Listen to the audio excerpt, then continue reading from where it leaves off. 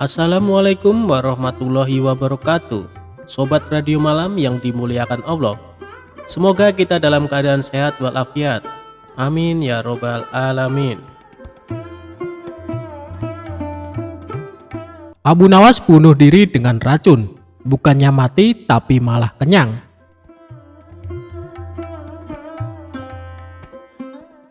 Sebelum menjadi orang kepercayaan Baginda Raja, Abu Nawas pernah bekerja sebagai penjahit. Kala itu, Abu Nawas bekerja sebagai penjahit pakaian pada seorang tuan yang memiliki toko pakaian. Karena sifatnya yang sangat rajin dan ulet dalam bekerja, maka Abu Nawas sangat dipercayai oleh tuan majikannya. Bahkan di tempat kerjanya, Abu Nawas dicap sebagai salah satu pekerja yang paling teladan. Namun sayangnya tuan majikan Abu Nawas adalah orang yang sangat pelit sekali. Bahkan tuannya tersebut tidak pernah memberikan perhatian khusus apalagi bonus kepada Abu Nawas. Tidak jarang tuannya tersebut sering membawa banyak sekali makanan ke tempat usahanya. Namun tidak ada satupun pekerja yang diberikan atau ditawari makanan tersebut. Sehingga sikap tuannya tersebut lama-kelamaan membuat Abu Nawas merasa jengkel. Karena sudah terlalu jengkel dengan tuannya, pada sebuah kesempatan Abu Nawas akhirnya memutuskan untuk mengerjai tuannya tersebut. Abu Nawas mengerjai majikannya dengan alasan ingin bunuh diri menggunakan racun.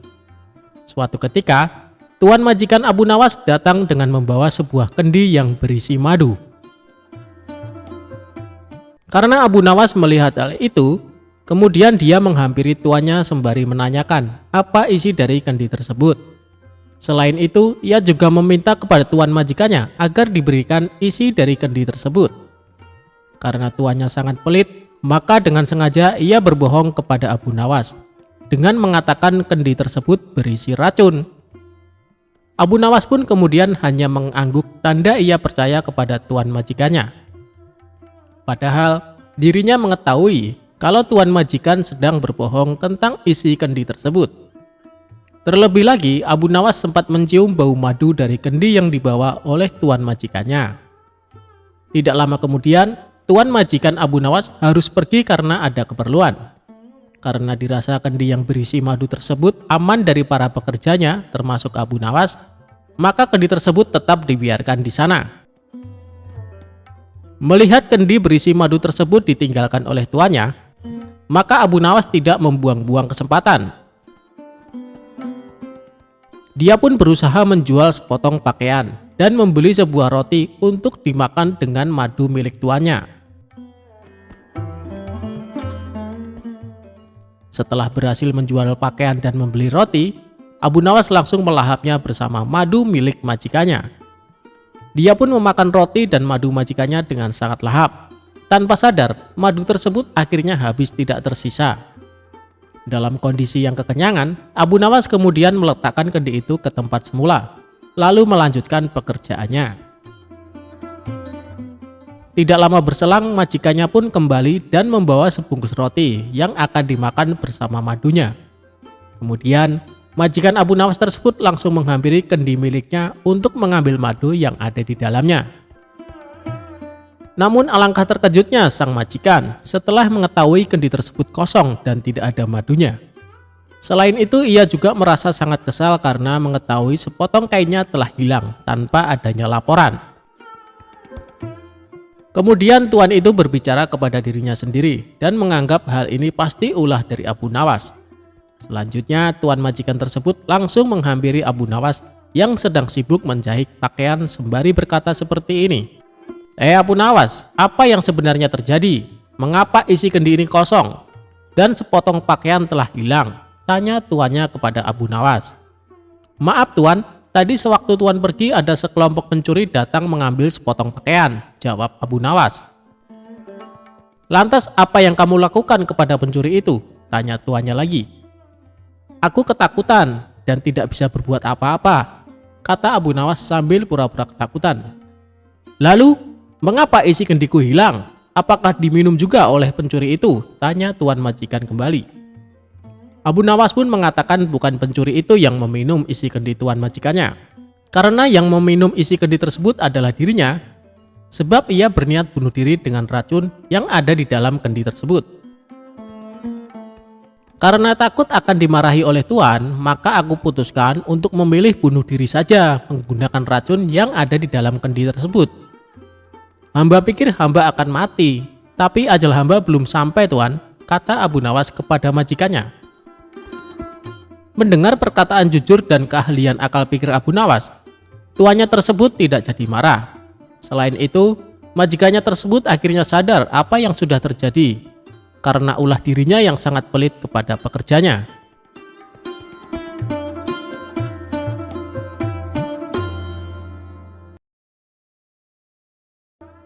Pencuri yang menyamar jadi keledai akhirnya tobat minta ampun.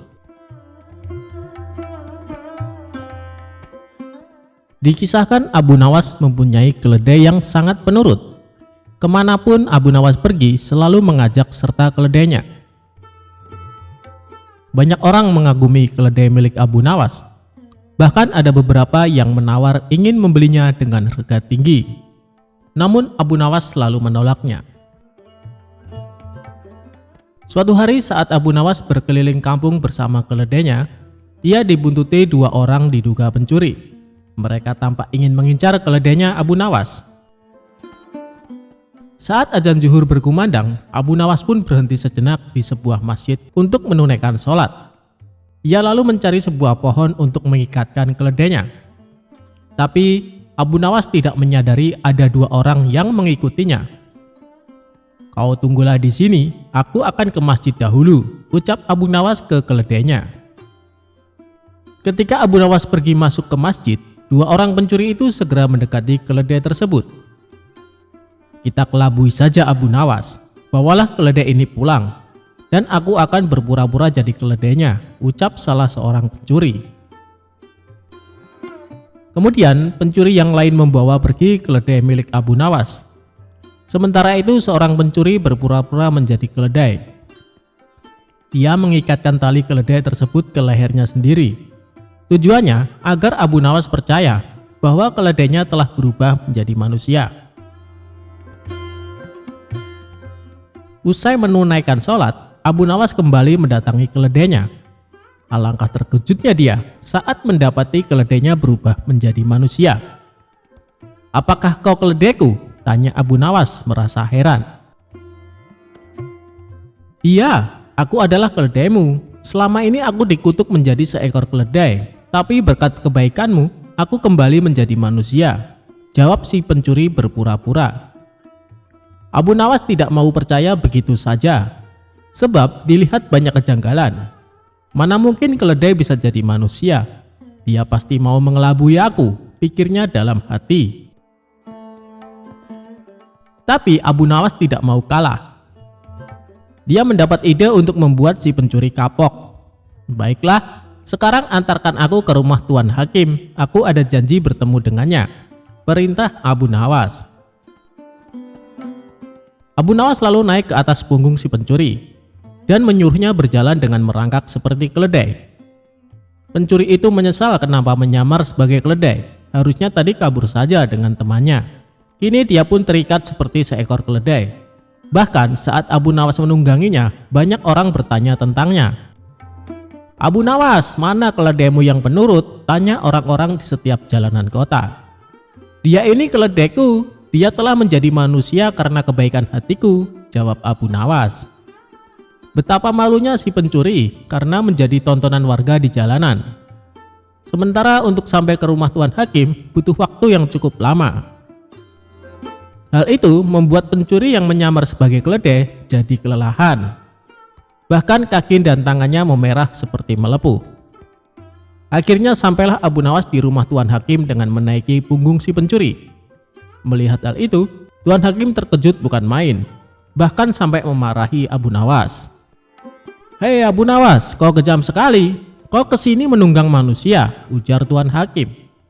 Abu Nawas lalu mendekati Tuan Hakim dan menceritakan semuanya, termasuk tentang keledainya yang berubah jadi manusia.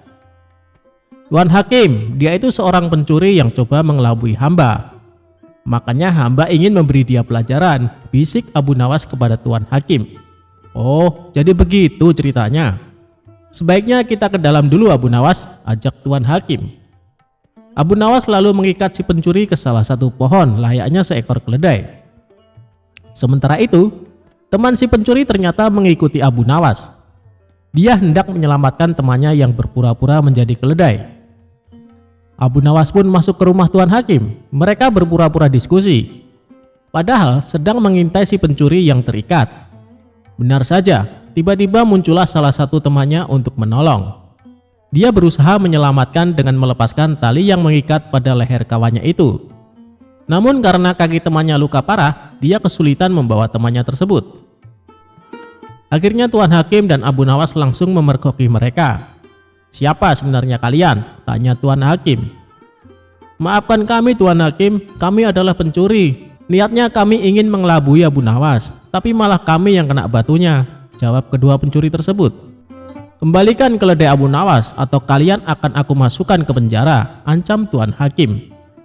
"Baik Tuan Hakim," jawab mereka berdua. Kemudian salah seorang pencuri pulang ke rumah untuk mengambil keledai Abu Nawas dan mengembalikannya. Setelah keledai tersebut dikembalikan kepada Abu Nawas, Tuan Hakim memberi nasihat kepada dua pencuri itu. "Sebenarnya aku hendak menghukum kalian, tapi melihat luka yang dialami temanmu, aku tidak sampai hati. Aku mau mengampuni kesalahan kalian, tapi dengan syarat, kalian tidak akan mengulangi perbuatan ini," tutur Tuan Hakim. Akhirnya Abu Nawas mendapatkan kembali keledainya. Tentunya keledai sungguhan, bukan keledai berkepala manusia. Sedangkan kedua pencuri itu menyadari kesalahannya dan berjanji tidak akan mencuri lagi.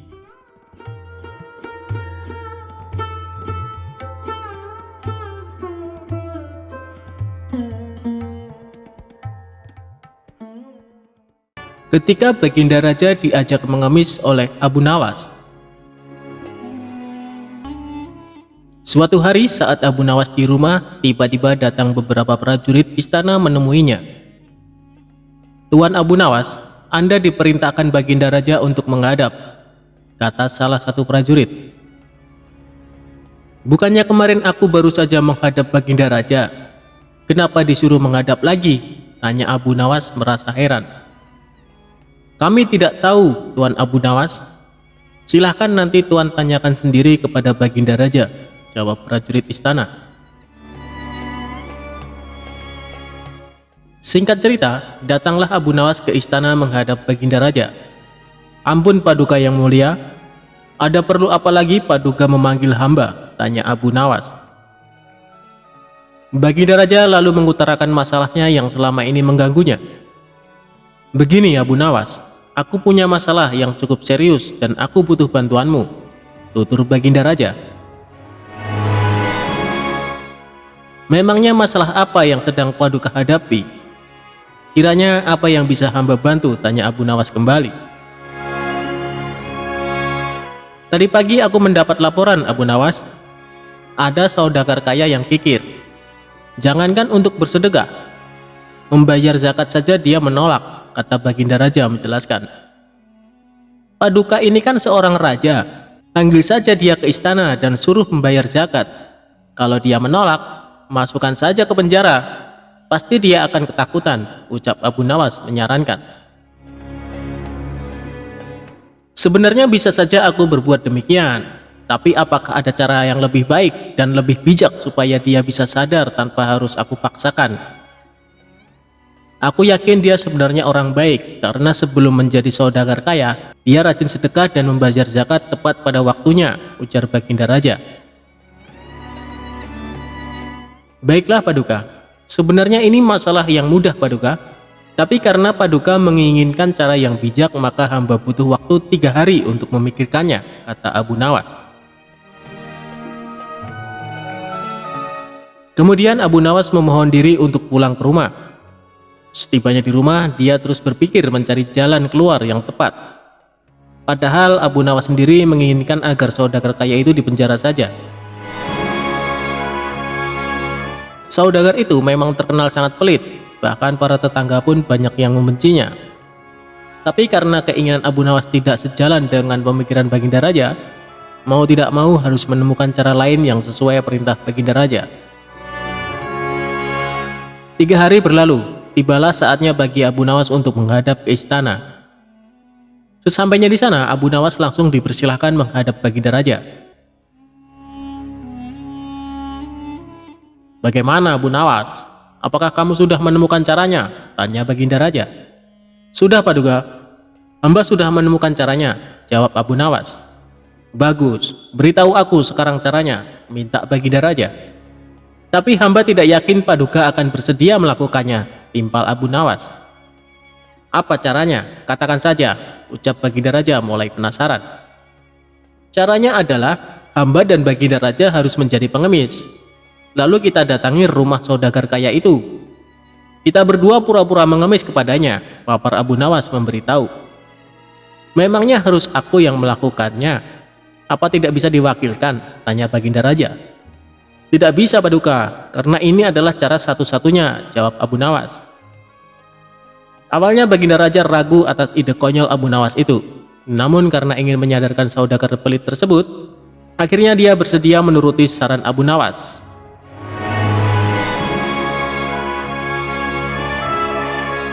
Esok harinya Abu Nawas dan Baginda Raja mendatangi rumah saudagar kaya itu dengan mengenakan baju layaknya pengemis. Setibanya di rumah saudagar kaya, mereka tidak langsung mendatangi rumahnya. "Kita awasi dulu Paduka, tunggu saudagar itu keluar. Kalau kita ke sana sekarang, nanti yang akan menemui kita adalah penjaganya. Kita pasti akan diusir. Percuma kita ke sana tapi tidak bisa menjumpai saudagar itu," tutur Abu Nawas. Setelah sekian lama menunggu, akhirnya saudagar kaya tersebut keluar dan duduk di teras. Tanpa menyia-nyiakan waktu, Abu Nawas segera mengajak Baginda Raja menghampiri saudagar kaya tersebut. "Tuan, berilah kami sedekah," pinta Abu Nawas. "Tidak ada, aku tidak punya uang receh," balas saudagar kaya itu dengan nada ketus. "Apakah Tuan punya makanan? Kami lapar sekali Tuan," tanya Abu Nawas. "Tidak ada, sana pergi kalian," jawab saudagar tersebut mulai emosi. "Baiklah kalau begitu kami minta air putih saja Tuan," balas Abu Nawas.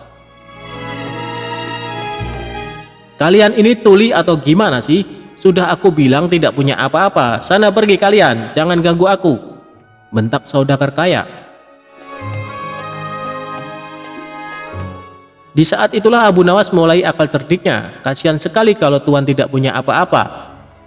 Kenapa Tuan tidak ikut saja sama kami? Kita mengemis bersama-sama Tuan," ajak Abu Nawas. Akibat perkataan Abu Nawas ini, saudagar kaya menjadi salah tingkah. Antara marah, tersinggung, malu bercampur aduk menjadi satu. Ia pun terdiam untuk beberapa saat. Tiba-tiba terlintas di benaknya ingatan masa lalu. Dahulu dia adalah orang miskin tapi rajin bersedekah. Namun sekarang setelah kaya raya justru menjadi orang kikir. Wajahnya yang tadinya terlihat galak kini malah tertunduk lesu.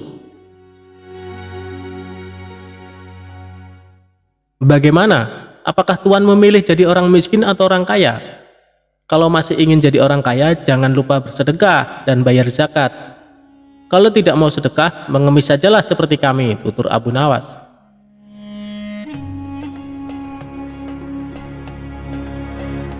Kemudian Abu Nawas menukil salah satu ayat Al-Quran tentang ancaman pedihnya siksa neraka bagi orang-orang yang enggan membayar zakat dan bersedekah.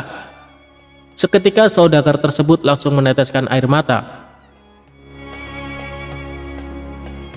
"Astagfirullah, aku khilaf telah berbuat zalim," kata saudagar kaya itu sesenggukan. "Siapa sebenarnya kalian? Kalian telah menyadarkan kesalahanku. Mari masuk ke dalam, aku akan memberikan kalian makanan," ajak saudagar kaya tersebut. "Tidak perlu, kami datang ke sini bukan untuk mengemis, tapi untuk menyadarkanmu," sahut Abu Nawas. Kemudian Abu Nawas dan Baginda Raja menunjukkan jati diri yang sebenarnya. Betapa kagetnya saudagar kaya itu karena ternyata orang yang ada di hadapannya adalah rajanya sendiri. Saudagar kaya itu pun langsung duduk bersimpuh memohon maaf kepada Baginda Raja. Sejak kejadian tersebut, akhirnya saudagar kaya itu rajin sedekah dan taat membayar zakat.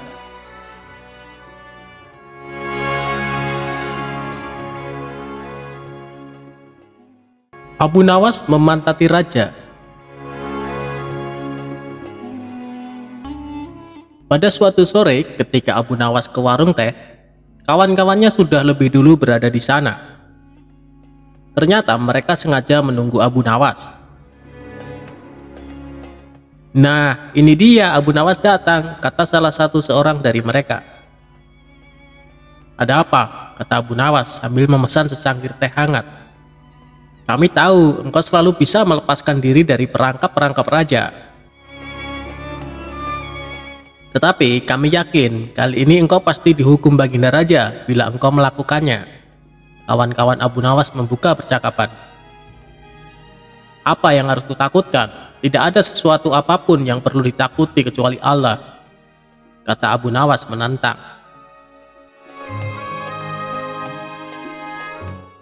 Selama ini belum pernah ada seorang pun di negeri ini yang berani memantati Baginda Raja. Bukankah begitu, hai Abu Nawas? Tanya kawan Abu Nawas. Tentu saja tidak ada yang berani melakukan hal itu, karena itu pelecehan yang amat berat. Siapa saja yang melakukan pasti akan dipancung, kata Abu Nawas memberitahu. Itulah yang ingin kami ketahui darimu. Beranikah engkau melakukannya? Tanya temannya yang lain. Sudah kukatakan bahwa aku hanya takut kepada Allah saja. Sekarang apa taruhannya bila aku bersedia melakukannya? Abu Nawas balik bertanya. 100 keping uang emas. Selain itu, Baginda harus tertawa pada saat engkau pantati, tantang mereka. Bukan Abu Nawas namanya jika tidak bisa menyelesaikan suatu masalah. Ia menyanggupi tawaran yang amat berbahaya itu dan kembali pulang ke rumahnya. Kawan-kawan Abu Nawas merasa tidak yakin Abu Nawas sanggup untuk memantati Baginda Raja dan membuat Baginda Raja tertawa. Karena tantangan ini sangat berat, maka kali ini Abu Nawas pun harus berhadapan dengan Algojo pemenggal kepala.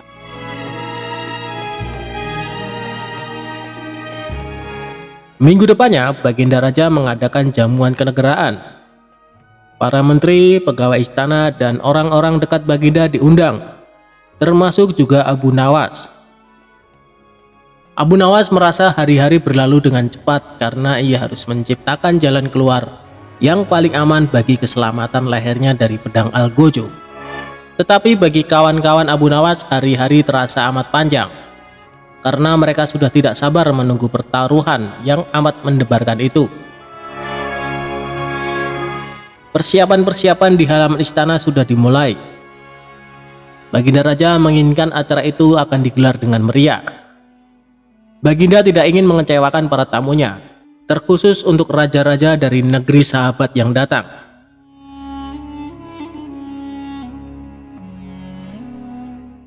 Akhirnya hari yang dijanjikan telah tiba. Semua tamu sudah datang kecuali Abu Nawas.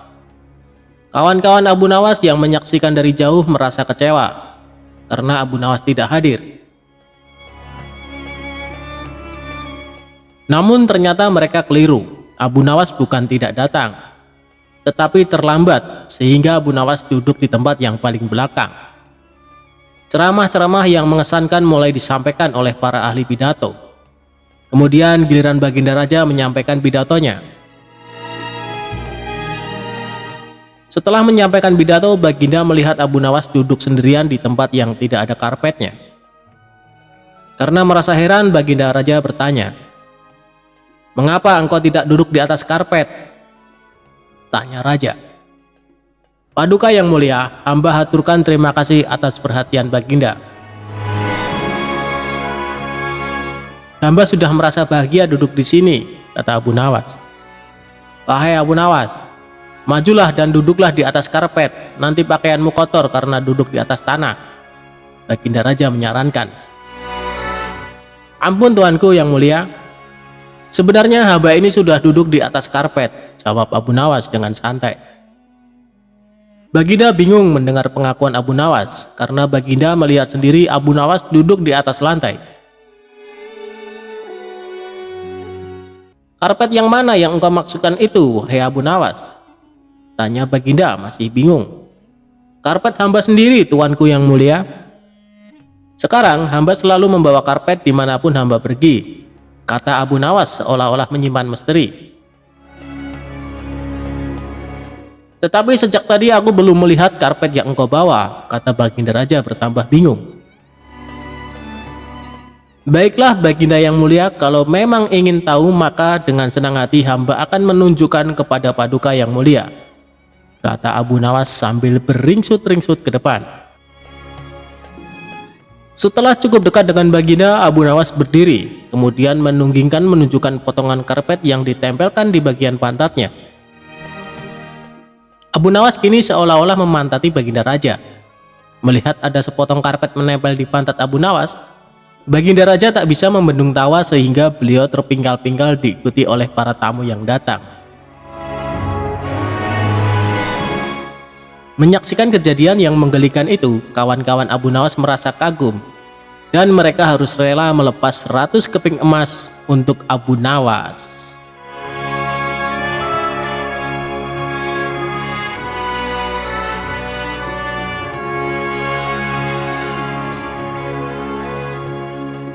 Abu Nawas pergi ke bulan untuk penuhi perintah Baginda Raja. Ribuan bintang pun jadi saksinya.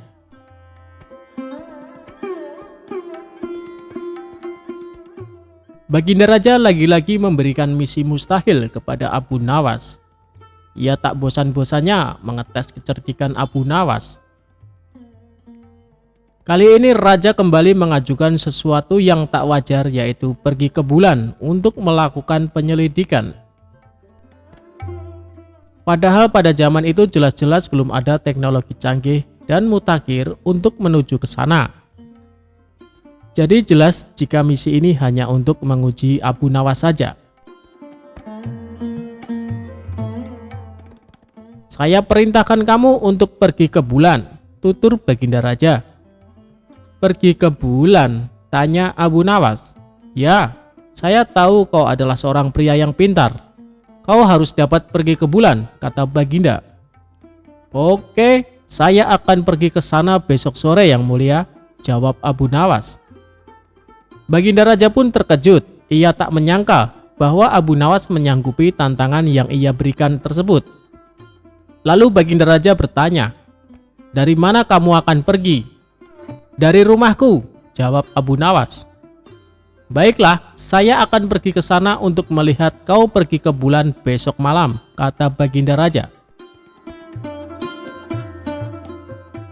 Malam itu Baginda Raja bersama dengan menterinya pergi ke rumah Abu Nawas.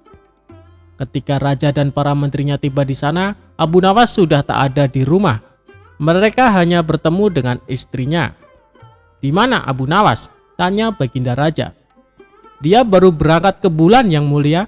Dia berkata kalau akan kembali segera, jawab sang istri. Bagaimana cara Abu Nawas pergi ke bulan? Tanya salah satu menteri penasaran. Dia memanjat pohon palem di sebelah sana dan akan kembali melalui pohon palem itu juga, jawab sang istri Abu Nawas. Baginda Raja dan para menteri kemudian menghampiri pohon palem yang ditunjukkan istrinya. Terlihat bayangan seseorang yang sedang turun dari pohon itu. Apakah itu kau Abu Nawas? Tanya Raja. Ya, ini saya Abu Nawas, Baginda, jawabnya. Apakah kau menyelidiki bulan dari pohon palem itu? Tanya Raja. Tidak, saya melakukan penyelidikan ketika mencapai tanah di bulan.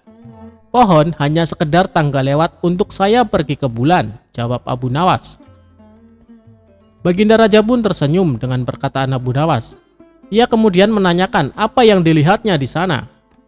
Tanah dan gunung-gunung, tidak ada tumbuhan di sana, kata Abu Nawas. Masih tak percaya, Baginda pun meminta saksi yang bisa menjelaskan kebenaran akan perkataan Abu Nawas. Abu Nawas bahkan mengatakan bahwa dirinya mampu memberikan hingga ribuan kesaksian. Siapa mereka yang bersaksi? Tanya Baginda Raja. Abu Nawas kemudian mengarahkan jarinya ke langit. Bintang-bintang adalah saksiku jika Baginda tidak mempercayaiku.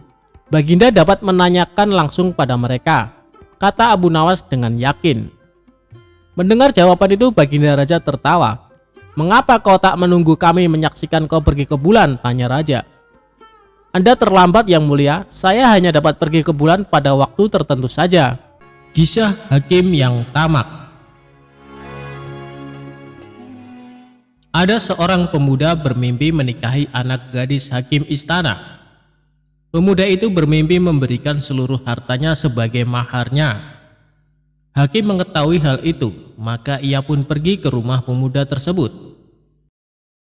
Benarkah kau bermimpi menikah dengan putriku? Tanya hakim. Iya, benar.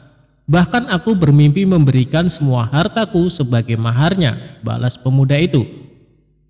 Aku kesini untuk mengambil mahar itu. Sekarang kau pergilah dari rumah ini, seru hakim. Pemuda itu sangat sedih, ia tak bisa melawan seorang hakim. Pemuda itu kini menjadi seorang gelandangan. Ia bertemu dengan perempuan tua yang miskin. Pemuda itu lalu menceritakan masalahnya. Sekarang aku menjadi gelandangan karena mimpi itu, ujar si pemuda. Aku akan membantumu mengembalikan hartamu. Hakim istana sudah berbuat semena-mena terhadapmu. Ia harus diberi pelajaran, ujar perempuan tua itu. Perempuan tua itu lalu mengajak pemuda itu ke rumah Abu Nawas. Ia ingin meminta nasihat dari Abu Nawas. Semua orang tahu kecerdikan Abu Nawas. Abu Nawas pasti bisa menyelesaikan masalahmu, ujar perempuan tua itu. Sampailah mereka di rumah Abu Nawas. Pemuda itu lalu menceritakan masalahnya. Abu Nawas berpikir sejenak. Aha, ia berhasil mendapatkan sebuah ide. Besok pagi kalian kesini lagi. Bawalah peralatan seperti linggis, batu, dan tongkat besi, ucap Abu Nawas. Untuk apa semua alat itu? Tanya sang pemuda. Kau akan tahu besok pagi. Ajaklah semua temanmu juga, pinta Abu Nawas. Pemuda itu mengangguk setuju. Ia akan menuruti apa yang diperintahkan oleh Abu Nawas. Keesokan harinya, pemuda itu datang bersama dengan teman-temannya. Mereka membawa peralatan yang diminta oleh Abu Nawas. Apa yang harus kami lakukan dengan peralatan ini? Tanya sang pemuda. Semua pergilah ke rumah hakim istana. Hancurkan rumahnya sampai tak ada yang tersisa, ucap Abu Nawas. Tapi bagaimana jika hakim istana marah? Balas pemuda itu. Katakan aku yang menyuruh kalian menghancurkan rumahnya, kata Abu Nawas. Mereka pun pergi ke rumah hakim istana. Tanpa banyak bicara, mereka langsung menghancurkan rumah hakim istana. Rumah hakim sudah hampir hancur, dan si pemuda bersama teman-temannya terus saja menghancurkannya. Penduduk yang melihat tak dapat menghentikan semua itu. Hakim yang sedang tertidur pun bangun. Ia baru menyadari bahwa sebagian rumahnya sudah hancur. Hei, apa yang kalian lakukan dengan rumahku? Teriak hakim istana marah-marah. Kami sedang menghancurkan rumahmu, apa kau tak melihatnya? Balas pemuda itu. Kalian bisa saya hukum, siapa yang menyuruh kalian melakukan ini? Tanya hakim istana. Pemuda itu lalu memberitahu si hakim bahwa yang menyuruh mereka adalah Abu Nawas. Tentu saja hakim jadi sangat kesal kepada Abu Nawas. Ia pun langsung ke istana untuk menemui sang raja. Aku akan melaporkannya kepada raja supaya Abu Nawas mendapat hukuman, dengus hakim istana. Sesampainya di istana, si hakim menyampaikan apa yang terjadi dengannya kepada baginda raja. Cepat, panggil Abu Nawas ke sini, perintah raja. Beberapa prajurit pergi ke rumah Abu Nawas.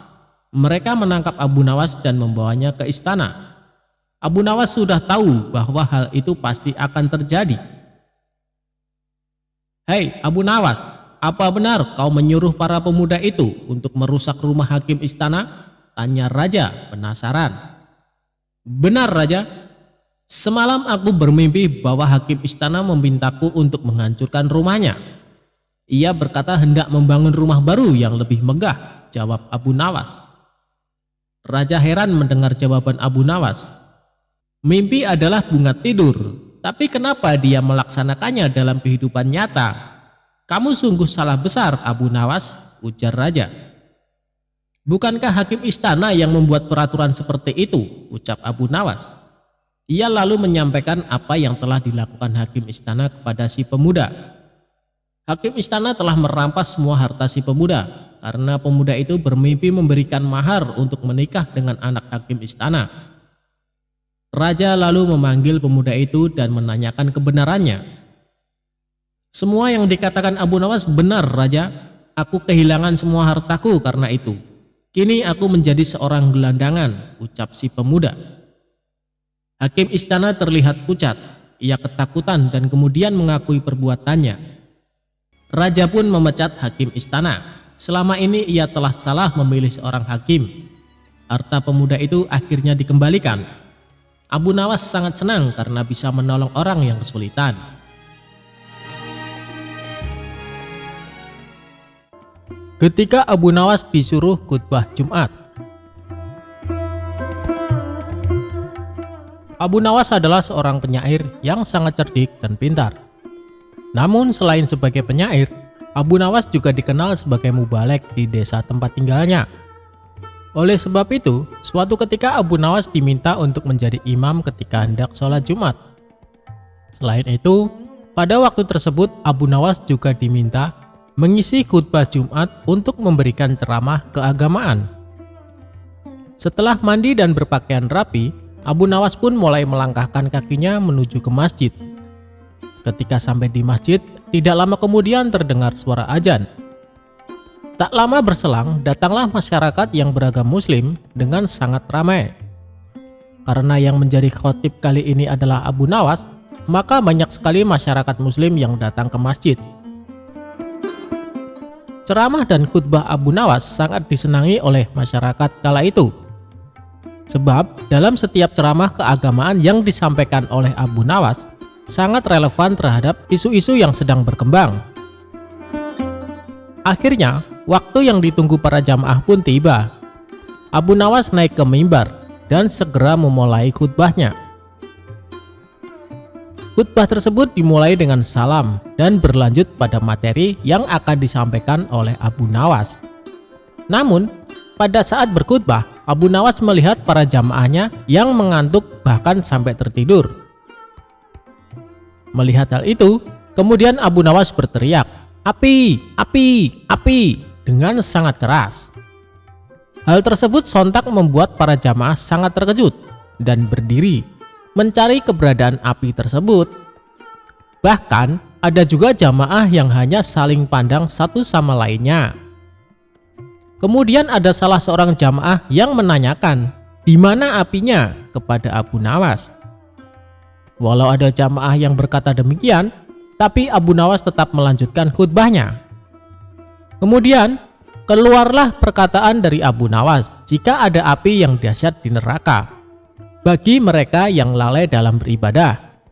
Maksud dari teriakan api, api, api dari Abu Nawas adalah api neraka tersebut. Barang siapa yang lalai dalam beribadah, maka ia akan merasakan panasnya api neraka. Usai melakukan ceramah tentang api neraka, kemudian Abu Nawas menutup khutbahnya dengan lantunan doa-doa.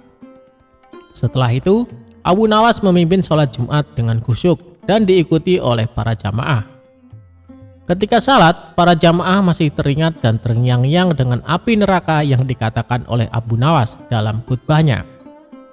Walau awalnya terkesan gagal dalam memberikan ceramah keagamaan karena banyak yang mengantuk dan tertidur, namun sesungguhnya Abu Nawas berhasil membuat para jamaah untuk selalu rajin beribadah. Sebab para jamaah selalu ingat dengan khutbah Abu Nawas, di mana saat itu ia mengatakan mereka yang malas beribadah akan merasakan panasnya api neraka.